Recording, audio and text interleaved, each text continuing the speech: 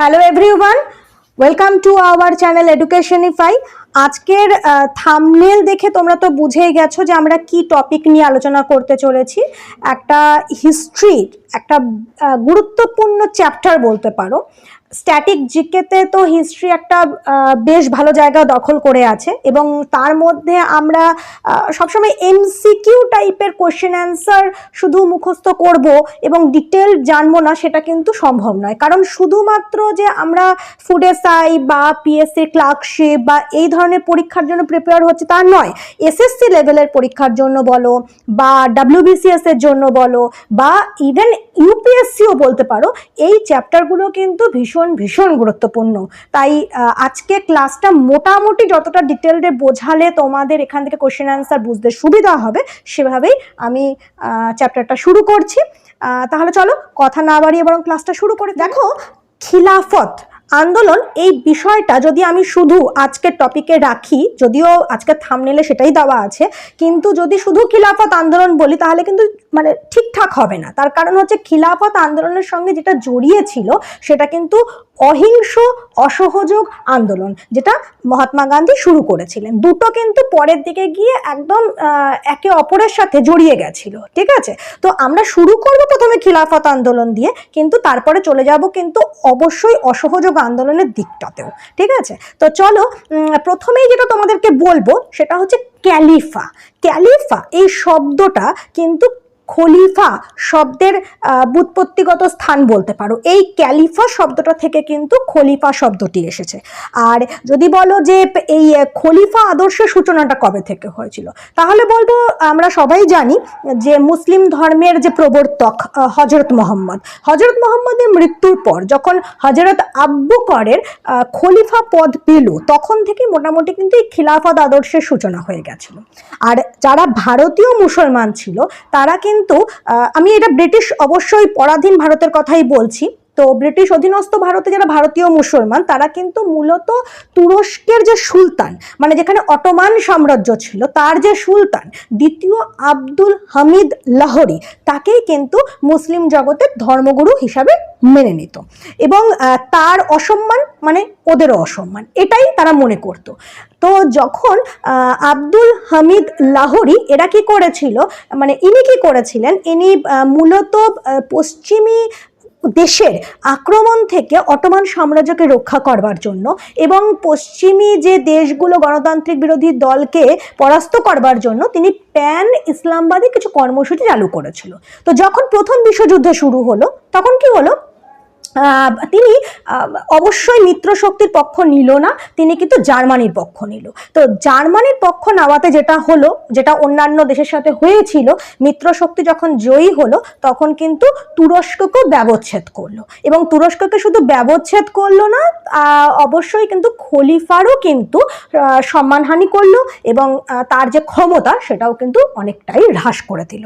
এবার মুশকিলটা হলো কি, যে ভারতীয় মুসলমানরা কিন্তু এই প্রথম বিশ্বযুদ্ধে অবশ্যই অটোমান সাম্রাজ্যের সুলতান জার্মানি পক্ষ নিয়েছিল ঠিকই, কিন্তু এখানে ইংল্যান্ড বা ইংরেজরা বুঝিয়েছিল যে আমরা যুদ্ধে জিতি বা হারি, আমরা কিন্তু কোনোভাবেই খলিফার কোনো রকম অসম্মান করব না। কিন্তু দেখা গেল যে তুরস্কের ব্যবচ্ছেদ হলো এবং যার ফলে ভারতীয় মুসলমানদের মধ্যে একটা ধারণা তৈরি হলো যে ইংরেজরা তাদের সভ্যতার ক্ষয় বা ভাঙন ঘটাতে চাইছে, তাই তারা প্রচণ্ড ক্ষুব্ধ হয়ে গেল। মানে তাদের ক্ষুব্ধ হওয়ার মূল কারণটাই ছিল কিন্তু যে আব্দুল হামিদ লাহোরির অসম্মান, ঠিক আছে? বোঝা গেছে? এবার এই ক্ষুব্ধ হওয়ার জন্য তারা কিন্তু এবার আন্দোলন করে তুললো এবং সেই আন্দোলনটাই কিন্তু আসলে খিলাফত আন্দোলন, ঠিক আছে? এই খিলাফত আন্দোলনের মানে দুটো এজেন্ডা বলতে পারো। একটা তো এজেন্ডা ছিল যে তাদের একটা ইংরেজদের প্রতি তাদের একটা সন্দিহান হয়ে পড়লো যে তাদের মুসলিম সভ্যতা বা ইসলাম ধর্মের উপর একটা আঘাত হানছে তারা। আর দ্বিতীয় ছিল যে খলিফার সম্মান মানে পুনঃপ্রতিষ্ঠা করতে হবে। এই দুটো এজেন্ডা নিয়ে তারা খিলাফত আন্দোলন শুরু করলো।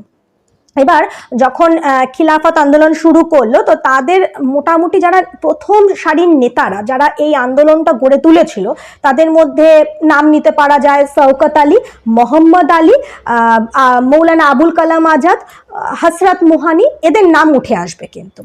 এবার যখন 1919 মোটামুটি 1919-এর 17ই অক্টোবর সারা দেশ জুড়ে মানে পুরো ভারতবর্ষ জুড়ে কিন্তু খিলাফত দিবস পালিত হলো।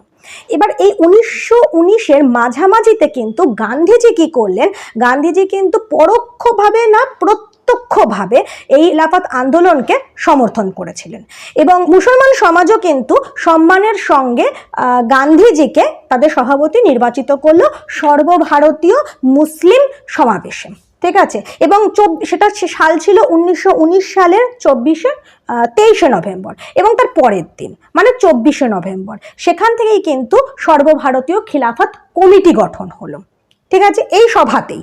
এবং এই খিলাফত কমিটির 4টে কর্মসূচি তারা ঠিক করেছিল।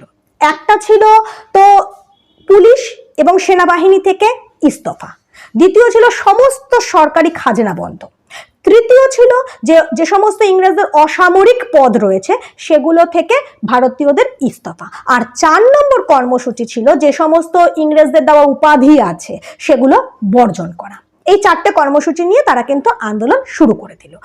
এবার যখন এই সময়টা এগোতে থাকলো তো 1920 সালের কলকাতা কংগ্রেসের একটা বিশেষ অধিবেশনে কিন্তু গান্ধীজি এর সাথে অসহযোগ আন্দোলনের কথা তিনি বললেন, রাখলেন আর কি সভাতে। এবং দেখা গেল 1920 সালেই একটা খিলাফত ইস্তাহার প্রকাশ হলো যেখানে কিন্তু এই অসহযোগ আন্দোলনটা হচ্ছে এই বলে কিন্তু ঘোষণা করে দেওয়া হলো। তাহলে বুঝতে পারা গেল খিলাফত আন্দোলন চলছিল, গান্ধীজি ওখানেই কিন্তু এই যে কলকাতা কংগ্রেস অধিবেশন সেটা কিন্তু শুধুমাত্র মানে একটা সামান্য অধিবেশন ছিল না, সেখানে কিন্তু মুসলিম লীগও উপস্থিত ছিল এবং সেখানেই কিন্তু এই খিলাফত আন্দোলনের সঙ্গে অসহযোগ আন্দোলন যে মিলে যাবে সেটা নিয়ে একটা প্রস্তাব রেখেছিলেন এবং সেটা কিন্তু পাশও হয়ে গেল। এবং এর ফলে কি হলো, আন্দোলনটা আরো জোরদার হলো, যার ফলে একটা জিনিস দেখা গেছিল সেটা হচ্ছে যে মানে হিন্দু এবং মুসলিম দুজনের মধ্যে কিন্তু একটা ঐক্য কিন্তু গড়ে উঠেছিল, সেটা সাময়িক হোক কিন্তু ঐক্য গড়ে উঠেছিল।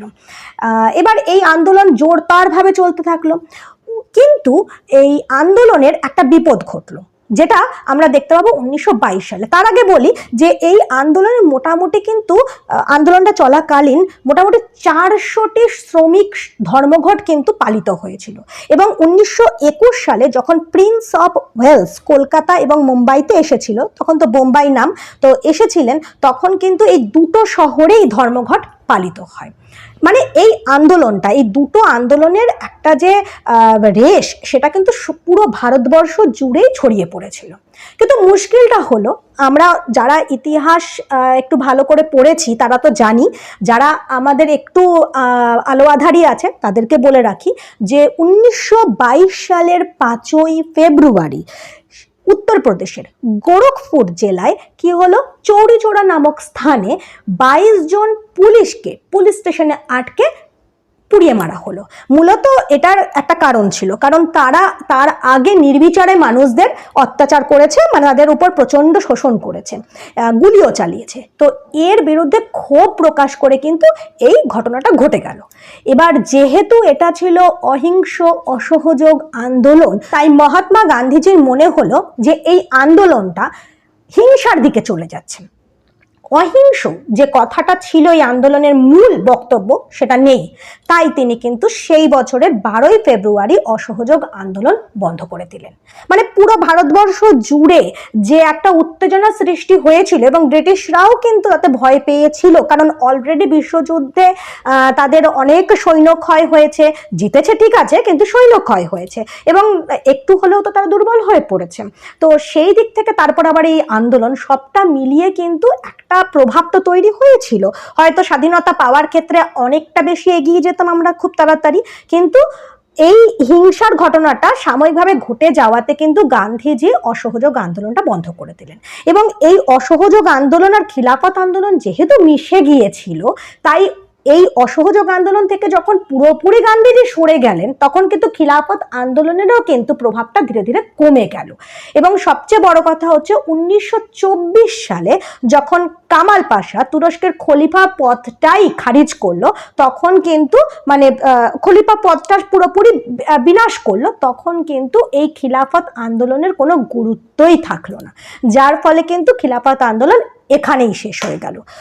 তবে একটা কথা, যখন অসহযোগ আন্দোলনটা শেষ হয়েছিল তখন যেহেতু এটা সমগ্র ভারতবর্ষ জুড়ে একটা নাড়া দিয়েছিল, তাই অনেকেই এটা মেনে নিতে পারেনি এই বন্ধ হওয়াটা।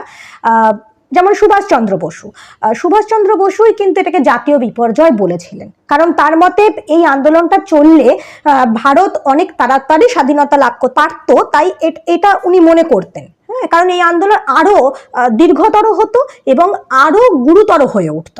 এছাড়া অন্যান্য ঐতিহাসিকরাও হচ্ছে যে এটাকে অন্য দিক থেকেও ব্যাখ্যা করেছেন, যেমন রজনী পাম দত্ত তিনিই বলেছেন যে পর্বত মূষিক প্রসব করেছেন। ঠিক আছে, তো এই ধরনের ব্যাখ্যা তো আছেই, কিন্তু তবু তারপরেও বলতে পারা যায় যে এই দুটো আন্দোলন কিন্তু ভারতবর্ষে সাময়িকভাবে হলেও হিন্দু ও মুসলিমের মধ্যে একটা ঐক্যবদ্ধতা তৈরি করেছিল, এবং এই আন্দোলনটা স্বাধীনতার পরবর্তী আন্দোলন, মানে যে সমস্ত আন্দোলনগুলো আসছিল এরপরে, সেই আন্দোলনগুলোর কিন্তু একটা প্রেক্ষাপট তৈরি করেছিল।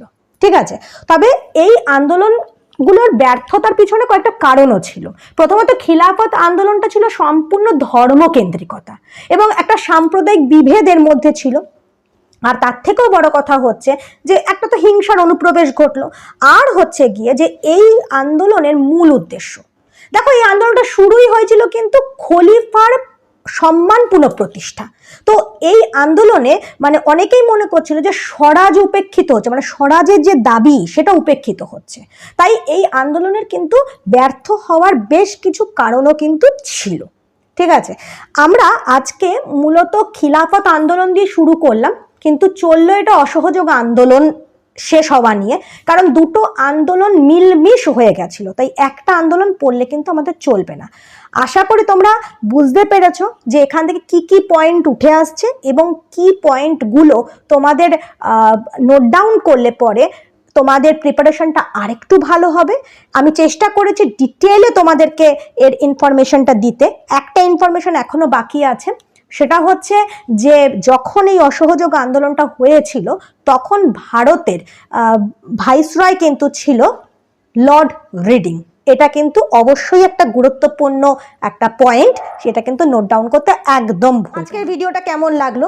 যদি মনে হয় ভিডিওটা তোমাদের ভালো লেগেছে এবং তোমাদের প্রিপারেশনকে আরও সমৃদ্ধ করছে, তাহলে প্লিজ যাওয়ার আগে লাইক করতে ভুলো না, আর বন্ধুদের মধ্যে একটু শেয়ার করো, তাহলে যারা হয়তো অন্য কোনো জায়গায় কোচিং নিতে পারছে না বা কোচিং নিলেও সেভাবে প্রিপারেশনটা হয়ে উঠছে না হয়তো, তাদেরও অনেকটাই সুবিধা হবে।